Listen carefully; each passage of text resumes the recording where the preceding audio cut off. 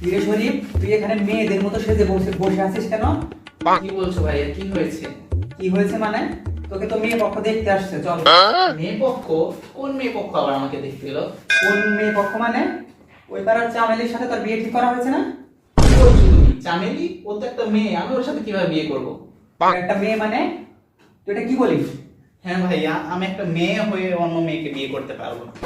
তুই একটা মেয়ে হয়ে মানে তুই এগুলা কি বলছিস? এর আগে তো এসব কথা তুই আমাদের বলিসনি। তোমরা জানো না, আমি ছেলের মধ্যে থাকলেও আমার মনের ভিতরে একটা মেয়ে বসবাস করছে। আমি ওকে বিয়ে করবো না। বিয়ে করবি না মানে? তোকে তো আজকে একদম আমি মেরে শেষ করে ফেলবো। তুমি আমাকে মারো, কেটে নদীতে ভাসিয়ে দাও, তাও আমি বলবো আমি মেয়ে মেয়ে মেয়ে। তুমি যাই করো আমার সাথে, আমি বলবো আমি মেয়ে। তোর জন্য তো আমি সমাজে মুখ দেখাতে পারবো না। তুই এগুলা কি বলছিস? তুমি যত যাই বলো, আমি ওকে বিয়ে করবো না। তোকে শেষবারের মতো বলছি, তুই ভালো হয়ে যা, এরকম আর করিস না। তুই আমাদের পরিবারের মান সম্মানের কথাটা চিন্তা করে দেখ। শরীফ না ভাইয়া, আমাকে শরীফা বলবে। আজ থেকে আমার নাম শরীফা।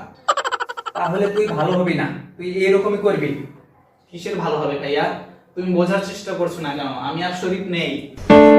আচ্ছা তাহলে শোন, তুই যদি এরকম করস তাহলে বাবার সম্পত্তির 3/1 তুই পাবি।